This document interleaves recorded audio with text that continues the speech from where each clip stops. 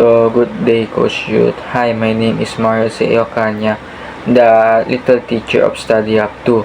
So, for the topic 3, our lesson is all about organization and management of learner-centered classroom.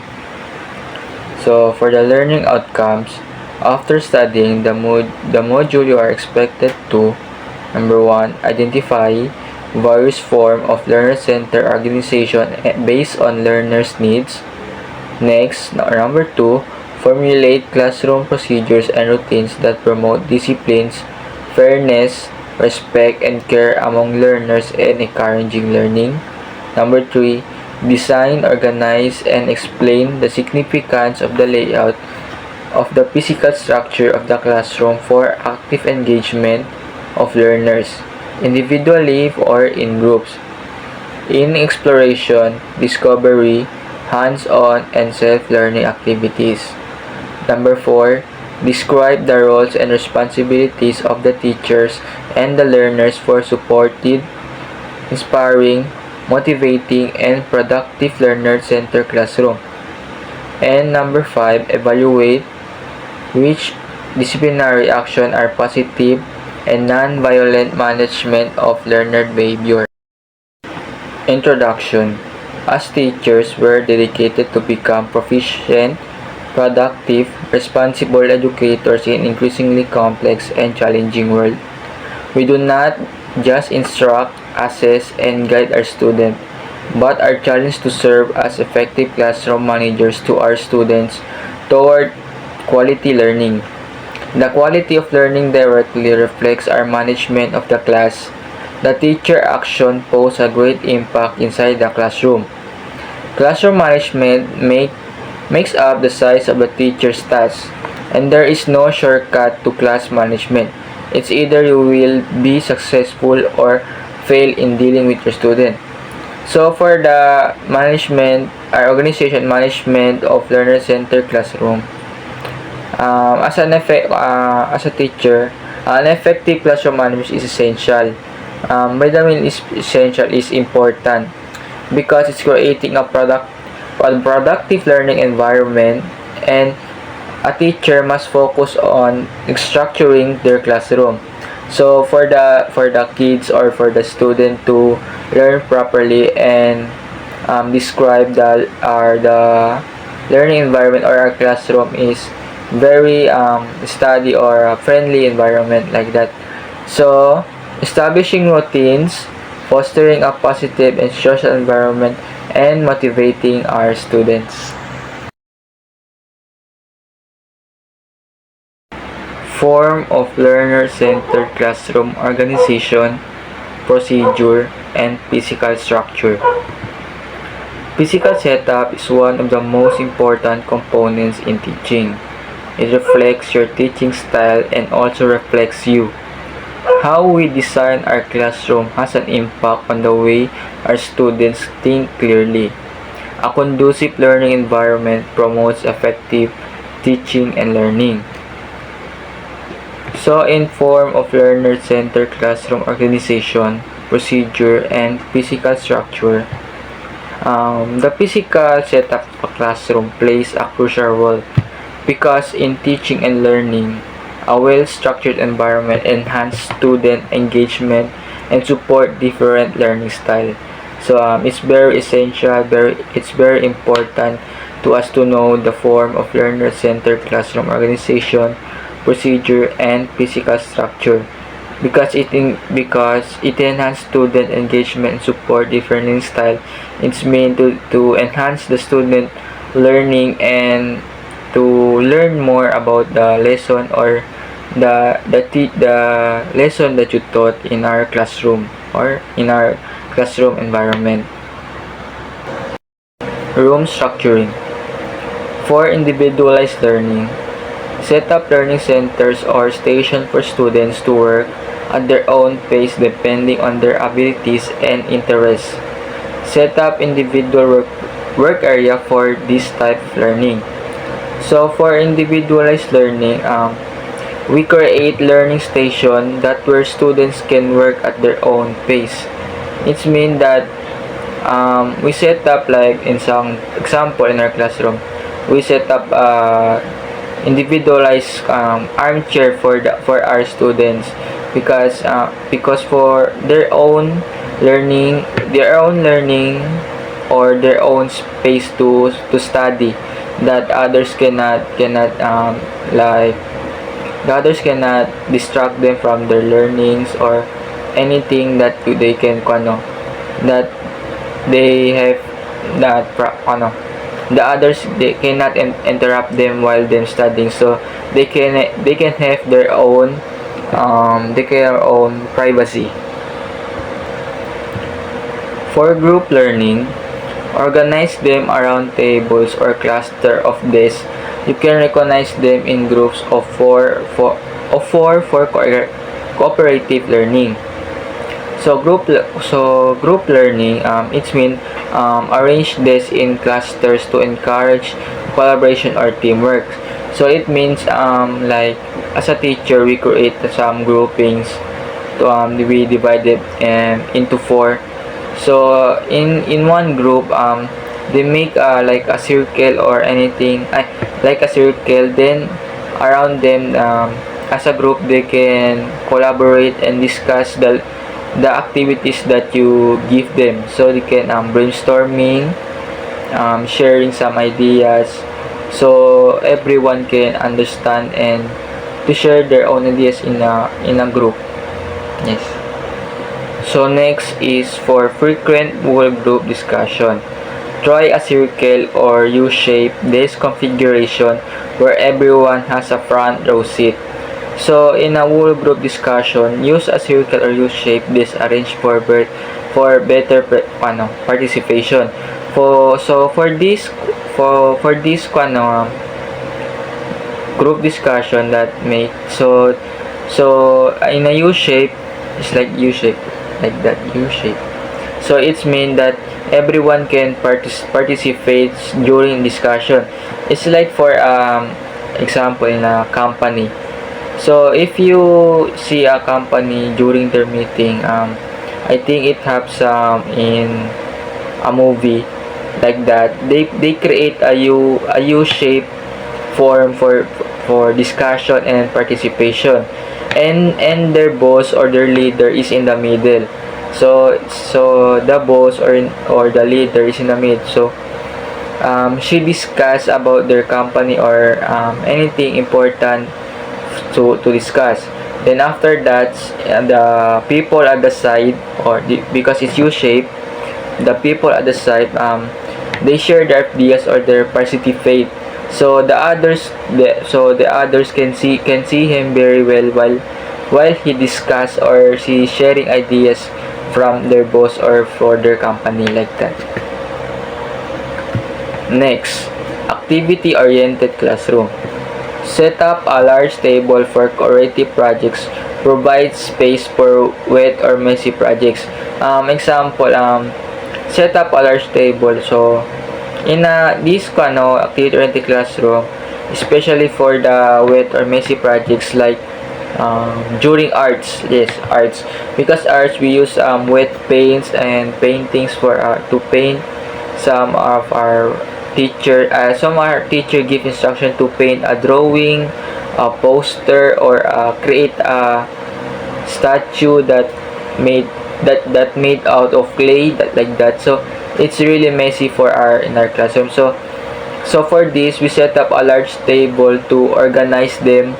So after they do a group project or their activities, so it can easily, or it can be clean afterwards, after their activities, like that, or group projects. Classroom routines and procedures. Creating consistent routine for common classroom events like getting attention, correcting homework, excusing oneself, posting visuals, updating on missed lessons, break time, and clearing desks helps maintain orders and frees teachers to focus on instruction. Establishing routines is not that difficult. For teachers who are strict and non-negotiating, Establishing routines sends a message to the students that they should cooperate in maintaining order in the classroom. According to Erlinda D. Serrano and Ana Ruby M. Paez, classroom events that can be routinized are the following. So for classroom routines and procedures, establishing consistent routines help maintain order, allowing teachers to focus on instruction. So while the teacher give instruction, the students can have their routines. The teacher gives routines for their, like, if your example, like the teachers give instruction like the class should be quiet while the teacher is explaining. So this means the consistency help maintain order. So while the teacher or facilitator explaining, the student listens and pay attention, because that's the teacher that tell them to be quiet while the teacher explaining. So that's the part of the routine that the teacher gave. So it means the routine set clear expectation, promote disciplines, and encourage student cooperation. So that my example earlier, that the teacher give instruction to the student, while he or she teaching or give instruction, the student pay attention properly. So it means the teacher did a really good job to tell the routines or procedures to their students, like that. So the, like example, the teacher gives instructions, students follow and listening to their teacher. So it's a part of the routine that the teacher give them. So here are the following: getting the attention of students to respond to a particular question, reaction, etc. So here the teacher use signals or verbal cues to grab students' attention, encourage them for active participation in discussion. So yes, next, correcting homework in class. So here, the teacher reviewing and correcting. So the teacher and the students like reviewing and correcting homework together, so help reinforce the learnings, that address mistakes and provide immediate feedback. Some example for the exam that the students getting low score, so the teacher reviewing them for reviewing it, so they know that the mistake that they committed. So for the next exam, that if they get their next exam or take them exam, they know how to answer it, or they know the answer, or they understand the lessons. So next is excusing oneself from class for emergency purposes or use of the comfort room.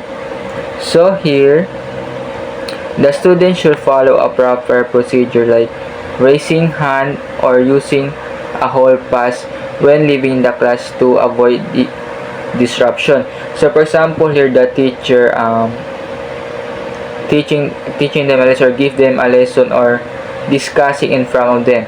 So for me, for example, I'm a student, so I have to go in the comfort room.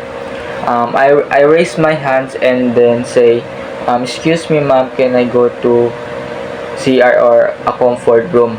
So the teacher know that they can so the teacher can give them an excuse to leave the classroom to go to the comfort, to go to the comfort room, and to avoid disruption, or disruption on our classroom or the discussion.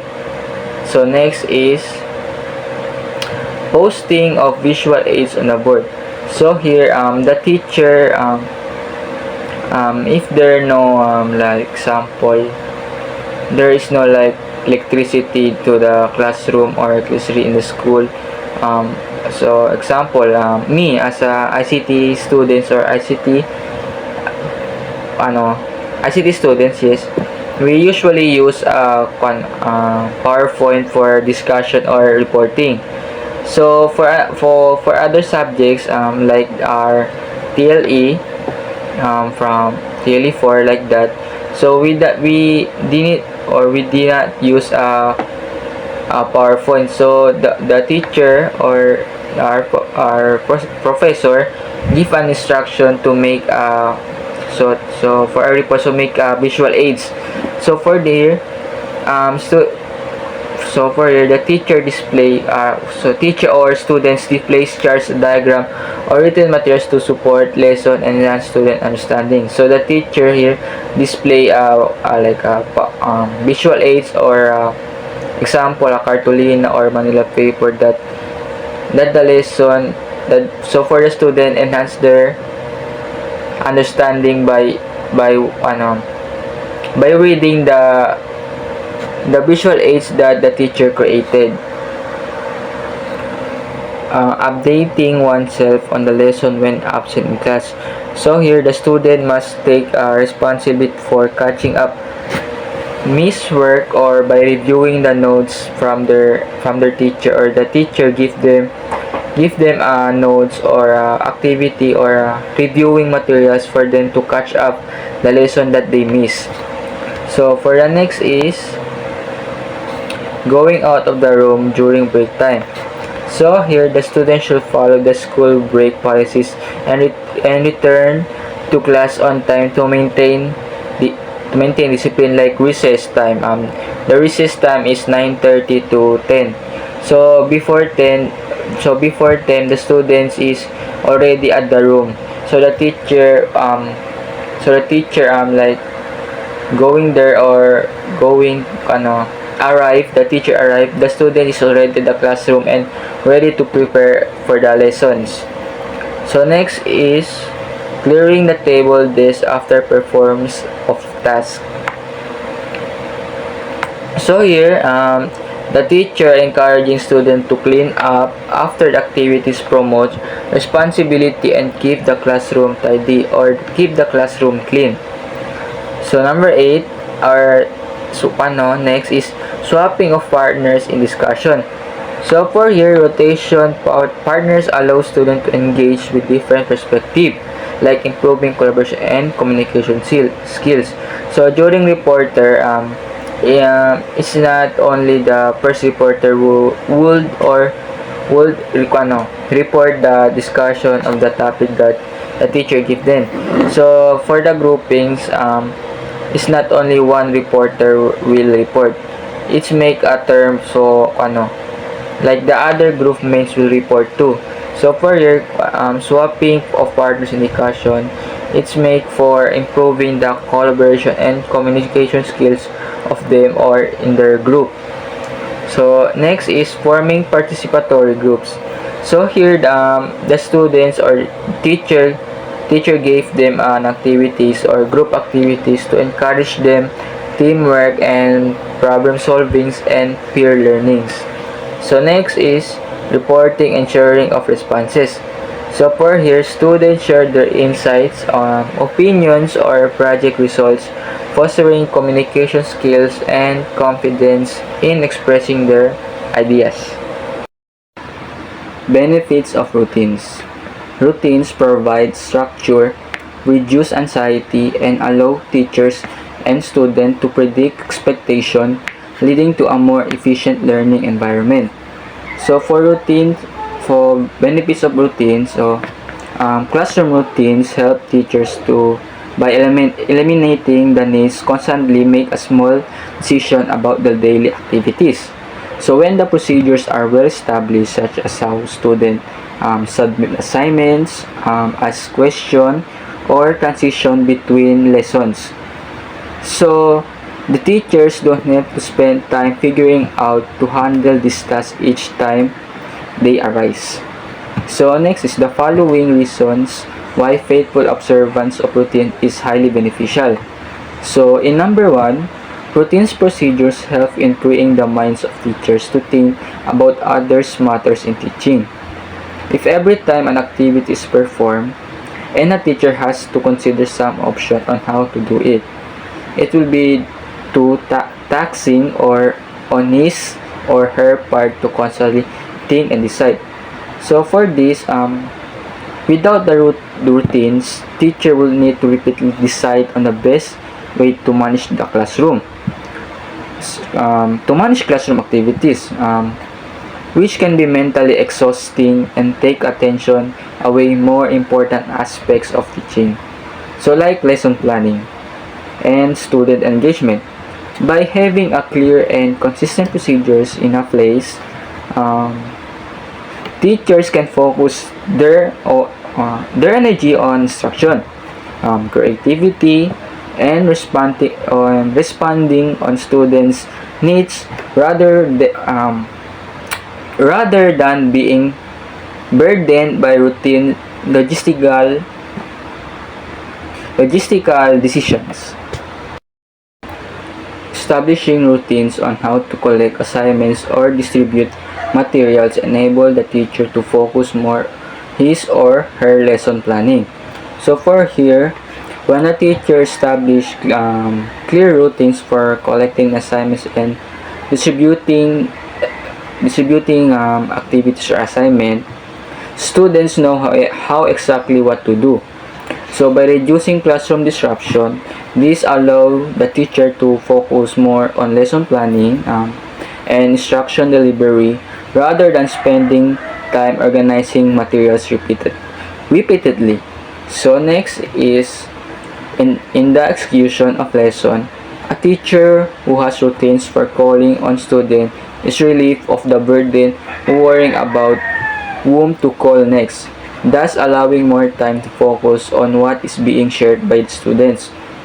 So for here, if a teacher has a structured way of calling on students, they avoid the lesson.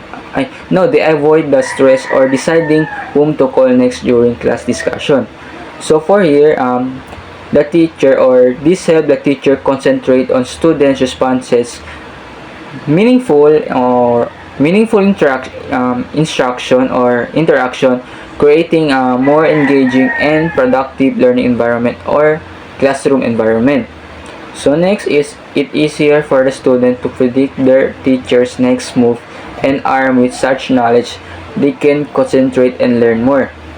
So for here, by helping students stay focused and engaged, so when the student can predict their teacher's next move, they feel more secure and confident in the classroom environment or learning environment. So for here, this sense predictable by reducing anxiety and distraction, allowing students to concentrate better. Allowing students to concentrate better in the classroom or learning environment, so they can follow instruction and actively participate in lessons. So next is stability is assured, especially for the new students who are unfamiliar with the class rules.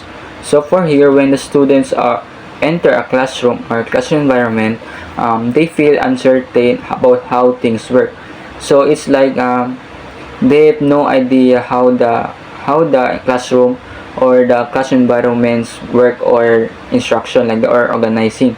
So for you, such as classroom rules, participation, and expectation and daily procedures. So I said earlier, they have no idea how the classroom rules or participation or the classroom environment work.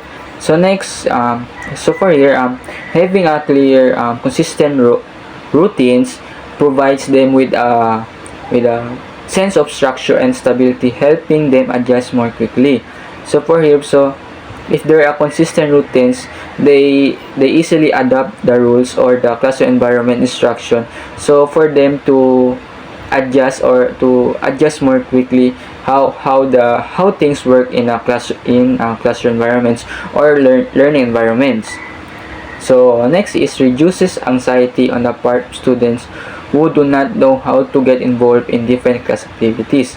So for here, many students, especially shy or introverts ones, so example for this like transfer students. So The transfer students may feel unsure how to engage in classroom activities. So it means like the transfer students, they know how to communicate with other students, and to or how or they know how to talk with others or communicate like that. So for here a routine, so well-established routines help by giving clear guidelines on when how they should participate. So like example, group studies, group projects, reporting. So the introvert or the transfer students know how to participate to other students or their classmates. So so here, when the student understand the flow of activities, they are less anxious, or they're less worried. So and more likely to engage. So from here, the students know how to they most likely to participate without without being shy or without being an introvert. So they can easily adapt or adjust the school environment as a school classroom. Okay. The social environment: fairness, respect, care, and encouraging learning. In every classroom, the most successful learning occurs when teachers are facilitators or activators of learning. Learning is more engaging when the classroom climate is welcome to all learners. Encouraging learning: teachers act as a facilitators, encouraging student participation, listening to their perspective, and valuing their opinions. This fosters a safe space for asking questions and taking risks.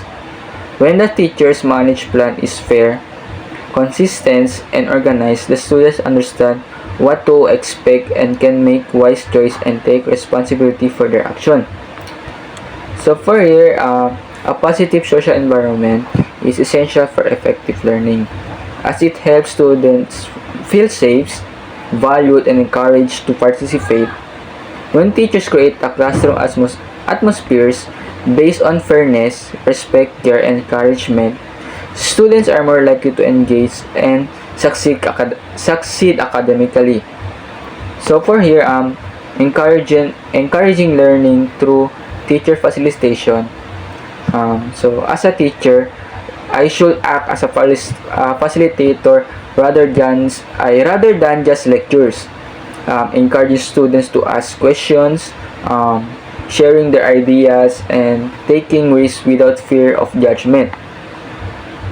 So when a student see that their opinions are valued and respected, they develop confidence and a willingness to actively participate in discussion. So for here, the students have the confidence to participate any discussion of the lesson.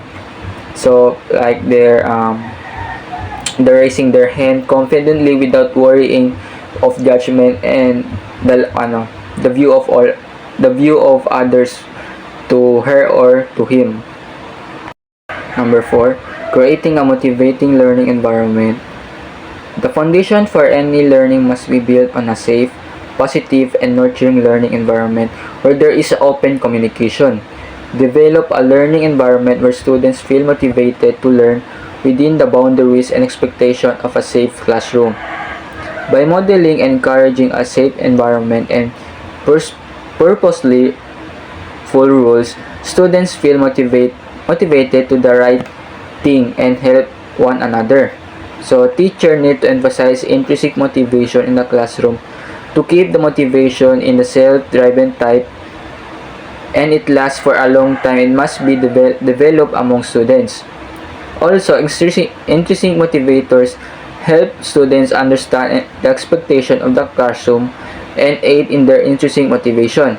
This kind of motivator include praise, positive reinforcement, and rewards for exceptional behavior. So for here, motivating learning environment is one where students feel safe, supported, and inspired to learn. So this type of environment is to build on possibility or positivity, open communication, and clear expectation, allowing students to take academic risks and engage. So for here, a motivating learning environment is where the student feels safe, motivated, encouraged to learn, or inspired to learn. So without worrying to fail, without worrying to judge by their other classmates.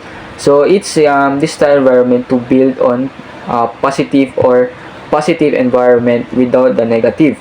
So this creating motivating environment is also included open communication and clear expectation. So allowing students to inspire to learn, to take academic risks, and stay engaged. So now, intrinsic motivation. Teachers emphasize intrinsic motivation, encouraging students to be self-driven or driven and invested in their learning goals. So, the meaning of intrinsic motivation is internal motivation. So, it's come from within the student. It is the self-driven desire to learn because of curiosity. Because from internal or intrinsic, internal is come from inside our body or inside the students. So by also from the mental or also the mental. So for here, because of curiosity, enjoyment and personal growth rather than external rewards.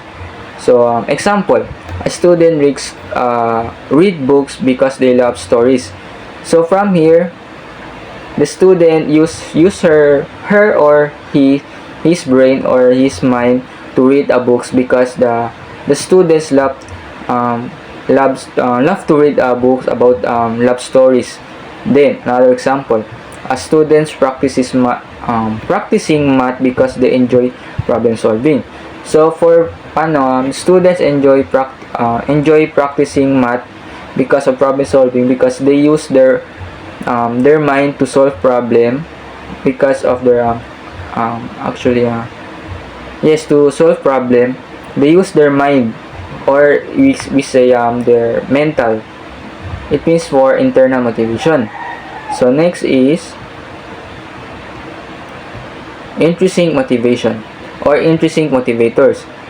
While intrinsic motivation is the goal, intrinsic motivators like praise, positive reinforcement, and rewards can help establish expectation and support intrinsic motivation.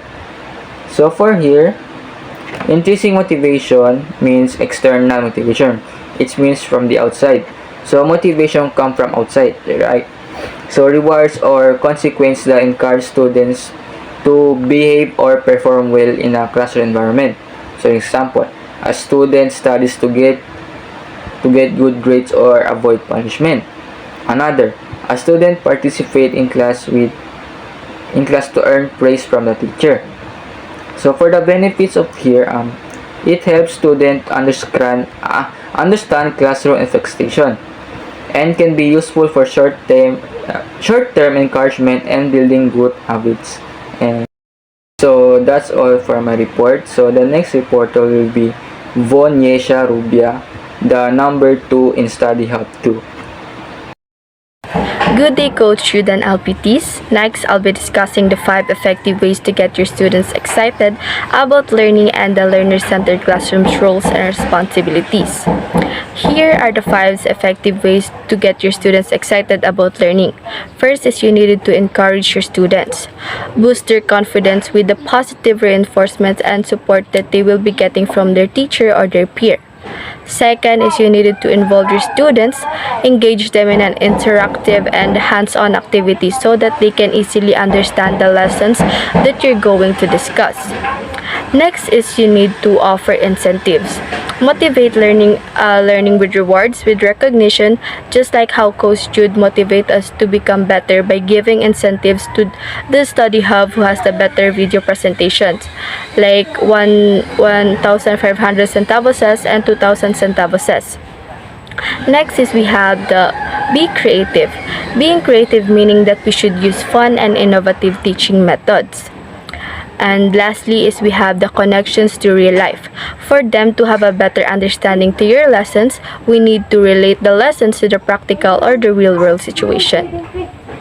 So here is the additional considerations. We have the learning modalities, wherein teachers should recognize and accommodate different learning modalities such as visuals, auditory, and kinesthetic and tactile learners. Next is we have the student-centered discipline. The content emphasizes student-centered discipline, focuses on logical consequences, consistent applications, student-specific responses, and conflict resolution and calm spaces. And now let's proceed to learner-centered classrooms, roles, and responsibilities. Student-centered classrooms involves changes in the roles and responsibilities of learners and the instructors in delivery of instructional strategies and learning itself. These all differ from all those in the traditional teacher-centered classroom. Meaning, student-centered classroom means students take an active role in learning whilst teacher guides and support them. This is different from a traditional classroom where teachers do most of the talking and the students mainly listen. Instead of just receiving information, the students explore, think, and participate more in their learning. On behalf of the teacher, these are the roles and responsibilities they need to possess. First is they have to recognize and accommodate different learning modalities. Meaning means that the teacher understands that students learn in different way, such as like what I've said earlier, visual, auditory, reading or writing, and hands-on learning, and adjust their teaching methods to support each student's learning styles. This will help them make lessons more effective and engaging for all students. Next is we have the structure without being overly directive. Meaning that the teacher gives clear guidelines, expectation, and support students learn, but without controlling every step. Instead of simply telling the students what to do, the teacher encourages independence, critical thinking, and problem solving while maintaining an organized and learning environment. Third is we have the listen to and respect each other's point of view. Listen to and respect each other's learners' point of view means that the teacher values students' ideas, opinion, and perspective. The teachers actively listen, encourage open discussion, and creates a safe space where students feel heard and respected even from their views differ from others. Number 4 is we have the encourage and facilitate learners' shared decision making. Encourage and facilitate learners' shared decision making means that the teacher allows students to have a voice in their learning process, where the teacher guides discussion, supports collaboration, and helps students make choices about their activities, projects, or classroom rules, promoting responsibility and teamwork. Next is we have the help learners work through difficulties by asking open-ended questions to help them arrive at conclusions or solutions that are satisfactory to them. Meaning that the teacher supports students in solving problems by asking questions and encourage them to think deeply and find their own answers. Instead of giving solutions, the teacher guides students to explore different ideas, reflect on their learning, and develop critical thinkings. And for the learners, the roles and responsibilities are: the first is we have the active participants in their own learning, meaning that the students take responsibility for their education by engaging in discussions, asking questions, exploring ideas, and applying what they learn. Instead of just listening to the teacher, they actively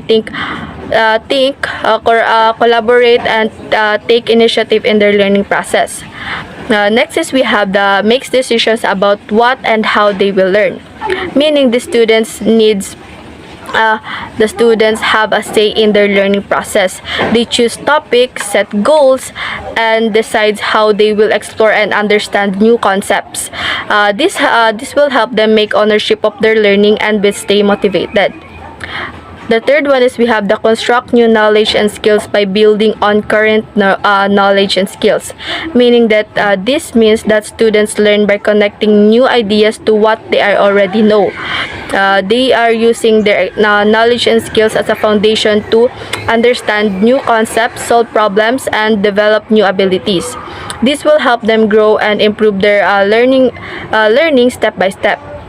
The fourth one is we have the understand expectations and are encouraged to use self-assessment measure. This means that students know what is expected of them in their learning and are encouraged to check their own progress. They reflect on their work, identify strengths and areas for improvement, and take responsibilities for their learning growth. Next one is we have monitor their own learning to develop strategies for learning. This means that students are take responsibility for tracking their progress and figuring out what learning methods works best for them. They reflect on the strengths and the weaknesses, adjust their study habits, and use different strategies to improve their understandings and skills. Next is we have the work in collaboration with other learners. This means that students learn and solve problems together by sharing ideas, helping each other, and working as a team. Collaboration allows them to develop communication skills, respect different perspectives, and achieve common learning goals. And the last one is we have the provide work that demonstrates authentic learning. This means that students create work that shows real understanding and practical application of what they have learned. Instead of just memorizing facts, they apply their knowledge. They apply their knowledge to real life situations like situation projects or problem-solving tasks that reflect meaningfully learning. But what is authentic learning? Authentic learning involves the active engagement with the real-world problems, and tasks. It's about the applying knowledge and skills in meaningful context, not just memorizing facts for tests. We have here the project-based learning, service learning, internships, experiential learning, inquiry-based learning, and collaborative learning. And let's talk about the project-based learning. This is a method where students work on a real-world projects to explore topics and solve problems. It helps them to think, work together, and apply what they learn in a practical way. Next one is we have the service learning. It's a way of learning by helping the community. The students work on real projects that solves problems while also learning new skills. It helps them grow and make a difference at the same time. Internship is a short-term work where experience where students or trainees gain practical skills in a real job setting. It helps them learn about career, get hands-on experience, and build professional connections. Internship can be paid or unpaid and are often part of school or college programs. Same goes with the work immersion we had in a senior high school, but the internship lasts longer than the immersion. Next is we have the experiential learning. Experiential learning is by learning by doing instead of just listening or reading. Students gain knowledge through hands-on experiences like experiments, projects, fieldwork, or real-life problem solving. It helps them understand concept better, develop skills, and apply what they learn in a real situations. Next is we have the inquiry-based learning as a teaching method where students learn by asking questions, exploring, and discovering answers on their own. Instead of just receiving information from the teacher, they investigate topics, solve problems, and think critically. This approach encourages curiosity, deeper understanding, and active learning. The last one is we have the collaborative learning. It's when the students learn together by sharing ideas, solving problems, and helping each other. It also improves teamwork, communications, and thinking skills. These examples demonstrate how authentic learning can be incorporated into various educational settings. It is about creating opportunities for the students to connect what they learn in the classroom to the world around them. Next presenter will discuss further about the next topic, and that's all for today. Thank you, everyone. Good day, Coach Jude. I'm Evelyn Salvador from Study Hub 2, number 3. So now, I'm going to discuss to you about the classroom routines and procedures. So first we have the collaborative class norms. Always start with the basics. Every class should have a short list of class rules or norms that develop together positively praise. So here in collaborative class norms, the teacher promotes safe and open classroom environment in which the students are free to participate, respect one another's differences, and build a strong foundation of learning. So second, we have the logical consequences are disciplinary actions that are intended to teach students to make better behavior choices rather than to punish them. Logical consequences help students the hows and whys of a good decision rather than making them feel sorry for making a bad choice. The goal of logical consequences is to help students develop internal understanding, self-control, and a desire to follow rules. Logical consequences are respectful of the child's dignity, while punishment often calls upon an element of shame. Here in logical consequences, the teacher do not punish the students, but to let them realize their misbehavior, to understand and emotionally involve themselves to others. So logical consequences serve as the guide for students to respect and love one another. So there are three types of logical consequences. Number one, we have time out or take a break. It's not a punishment, you're punishing the child for misbehavior. Instead, you're asking them to take a few minutes or regain self-control and to think over what just occurred. So here in time out or take a break, the teacher let the students to control his or her emotions and think what did just happen. For example, when students make a derogatory remark about another student's response to a question, you take a break and let the students realize what he or she just said. So in the example just given, when the student make a derogatory remark about the other student's answer to the questions, so the teacher let him take a break and realize what he just said. Number two, we have you break it, you fix it. Use this type of logical consequence when you see an opportunity for a student to solve a problem they caused. Example, one child accidentally knocks into another on playground. She stops, apologizes, and offers to help the other child. In you break it, you fix it, it is about letting the student solve a problem that they caused. So last we have the loss of privilege. Use this type of logical consequence when a student does not follow expectation. When the students forget the rules. So for example, we have a student speaks rudely to the teacher. The teacher refuses to listen to her or him until she or he changes his or her tone of voice. So in the loss of privilege, is about the student forget about the rules in the classroom, the norms that has been given. So in the example, when the student talking rudely to the teacher and the students did not get any response to the teacher, and after that, he realized and changed his tone of voice. So that's all with my report. Thank you for listening. Good morning to each all of you. I'm Mr. JB Atrido, or you can call me Sir James, and I will be reporting about consistent application and student-specific responses. Consistent application. A classroom without consistent practice can often be chaotic, but creating an environment that welcomes uniform response to behavior choices will support each student's and understanding of expectation.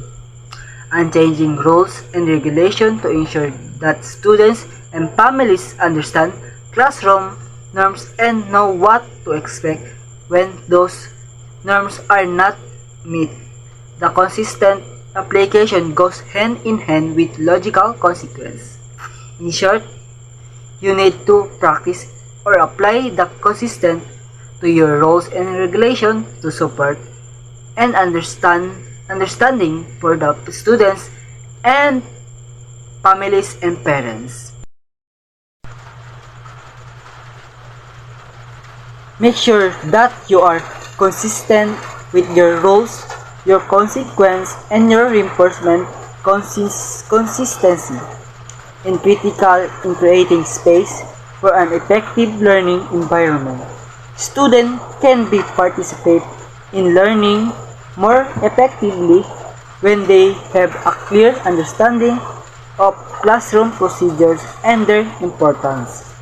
In short, make it sure your roles and consequence must be understanding and you should have a backup plan or reinforcement consistency when the time becomes chaotic or the time will come.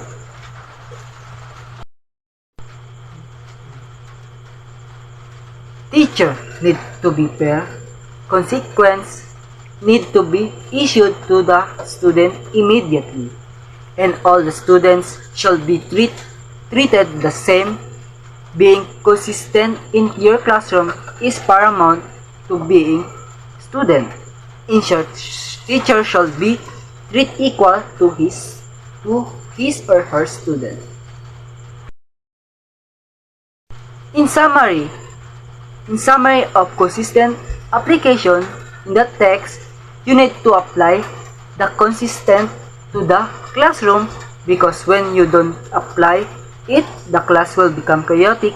One, like for example of the food, when you don't apply the right procedure, the food, the texture, the shape, the taste of the food will be bad. The next one is the student specific responses. When responding to the misbehavior, take into account the social, emotional, and cognitive skills of the student, as well as what was happening in the situation. The consequence for the student might be the same, but you might practice more with this student or have them reflect on their behavior.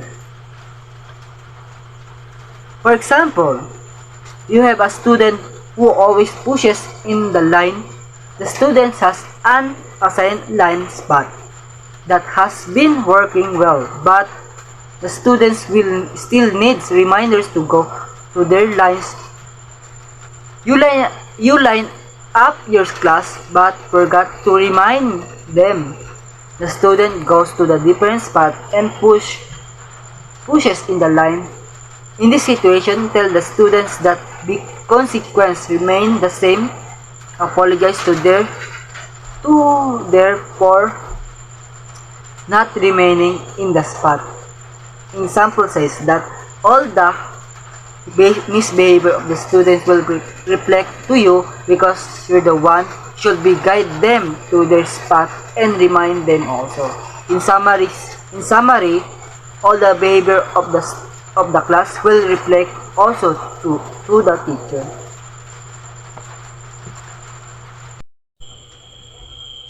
And that's all my topics. Thank you for your listening. And the next reporter will be Mr. John J. Joe.